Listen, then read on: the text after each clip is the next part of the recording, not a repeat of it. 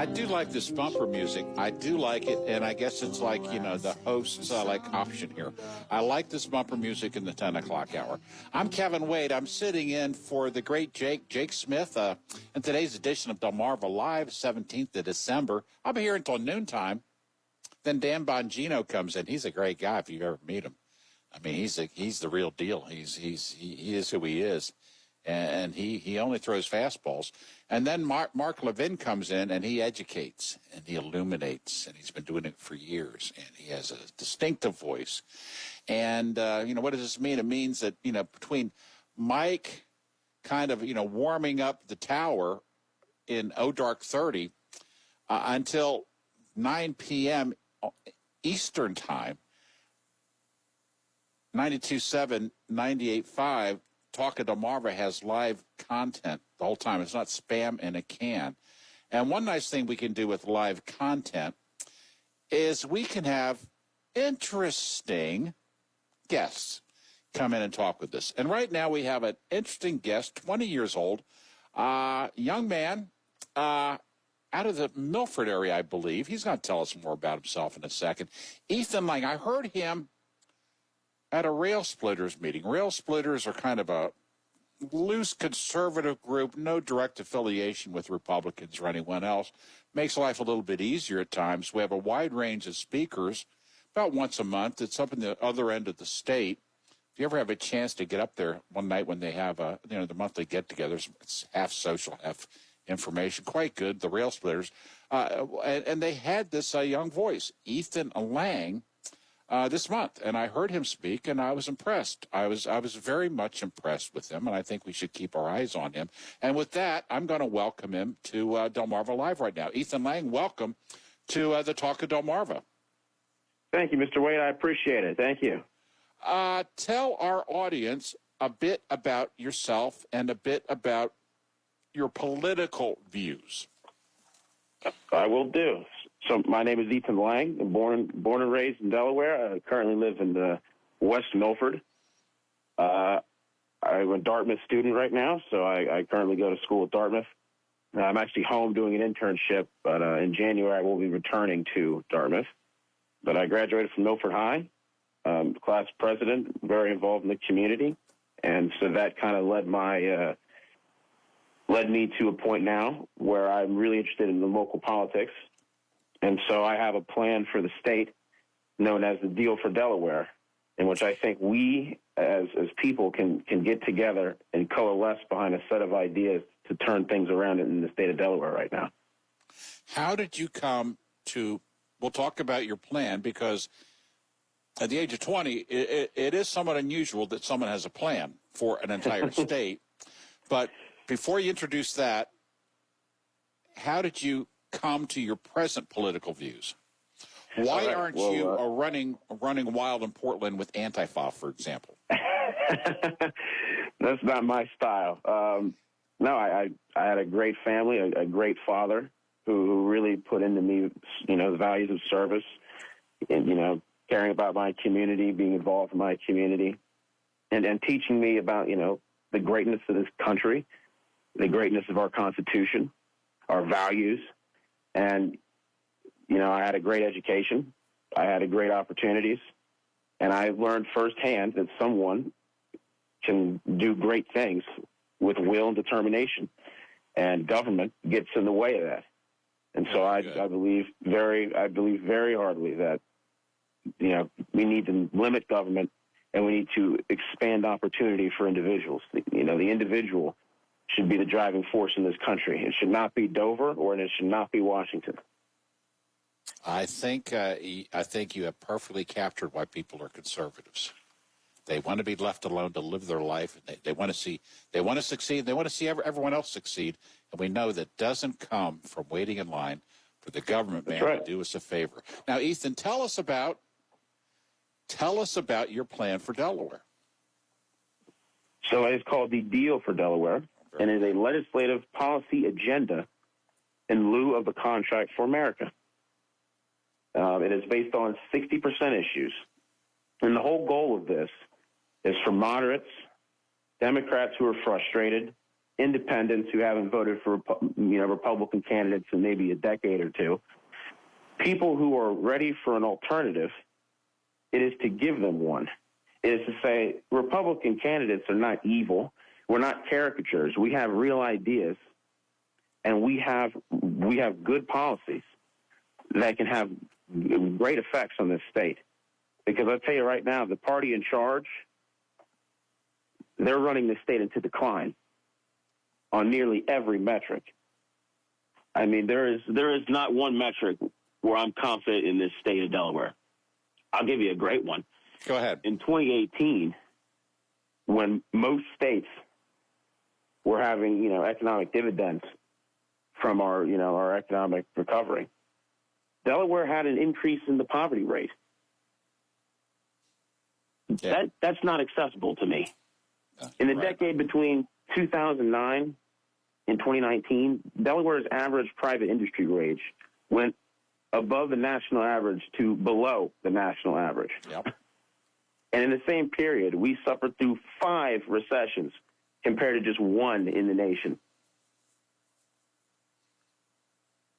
All that is to say that Delaware can be doing better. But I think most people would rather vote for the devil they know rather than the devil they don't. Very well and put. I would challenge all of your listeners and people at home to really think, what would the GOP caucus do if we were in charge and had the majority? I think most people don't know the answer to that question, and that is troubling. But I want you to repeat that part again. This is very important. I will do. Most people in the state of Delaware have no idea. Go ahead. I think most voters in the state of Delaware, and even people on our side of the fence, have no clue how we would govern if we had the honor of the majority in the state legislature. They have no idea how Republicans would govern if they had the majority. And I agree with you, Ethan. Go ahead. And I think, I find it hard to tell a voter, I door knock, I walk up to your door, I knock on your door, and I say, hey, you should vote for our candidates. But that's going to become increasingly harder and harder to do if we want to be taken seriously and we don't have a governing philosophy and policies we can point to and say, look, you vote for Republicans, this is what we will do for you. Because right now, in the state of Delaware, you look around and you ask people, hey, are you satisfied with your health care? Are you satisfied with your education, your child's education? Are you satisfied with the quality of your roads? Some people are definitely not satisfied with the quality of their water. These people deserve a real competitive alternative, not just, we stand on our values. Values are great. I have very strong conservative values. I believe strongly in what I believe, and, I think it's a great thing. But values alone are not going to carry us across the finish line. We've had many, many elections to try it, and it's not working. And I think now is the time to try something serious. Local, community-based policies that will improve the lives of Delawareans. And I think that is the direction we need to go as a party. I think nationally, they can do what they want to do. But in Delaware, in the state of Delaware, the party needs to coalesce behind community-based policies that we can stand up on, be proud of, and say, look, this is our alternative to what the majority party is currently doing. And we have to get the word out because folks at home don't know just how they're running the state legislature. I mean, right now, your representatives in the House, they introduce a bill. It may or may not get heard because the majority party sets the docket. They may take this piece of legislation. They could have the best ideas in the world. You haven't heard about it. I haven't heard about it. The viewers haven't heard about it because they have no voice. And the Democrats will never let that, especially if it's a good bill, they won't let us see the light of day. They'll never see the light of day. They'll stuff it right under a desk filled with notes, and you might never hear or see it from it again. And every legislator on our side will tell you that they've probably got at least one or two bills that have happened, that's happened to them. It's a common problem, and most people don't know about it. In the state Senate, it's even worse because they don't have rules. At least in the House, they have rules. They may suspend them from time to time, but at least they're there. And they may not follow them, but at least they're there. In the Senate, there are no rules. So majority party has whatever their whim is on that day, however they're feeling, that's how they govern the Senate. I don't think that's right. I don't think most people in this state think that's right. But I'll tell you right now, the Deal for Delaware has a pledge that our legislators, when they get in there, are going to behave appropriately to the decorum of the state legislature. Because no the more people's embarrassments. house, No more embarrassments. no more embarrassment, no more political trickery, no more games. We need to hold our legislators accountable, but they need to do the people's business in the people's house. Serious men, serious women doing serious business for the people. How's that for a change? That's right. Wouldn't that be nice? I can tell you it would definitely improve things. We've seen what happens when you have strong, clear leadership. Take a look at Florida. Florida was chronically a Democrat in terms of majority registration, and right. Under the leadership of the president, I mean, a wonderful governor there, Republicans, for the first time in history, since Cain and Abel, in Florida, are the majority party in terms of voter registration. It makes a difference. Yes, it does. And Ethan, you've got about a minute. Tell us if you're going to be speaking again in the near future. Tell us if you have any information up at a website. Tell us how to follow you, because I want to follow you in the next few years. Well, I appreciate that. And I'll tell you right now, Kent Republicans, the Rail Splitters, many of the outlying groups that are conservative-leaning, we're uniting. We're coming together under one plan, the Deal for Delaware. Many of them are going to have it up on their website. I personally am going to be starting a podcast starting in January, where I'm going to be talking about issues in Delaware, the Deal for Delaware, going in-depth on policies, having guests on. I'm going to be out there fighting the good fight. But I just want to say for the people at home, this is a gift. This is how we're going to win in 22, and this is as much your plan as it is mine. And the legislators, this is what they're going to be running on. And they're going to have the final say on how this gets implemented.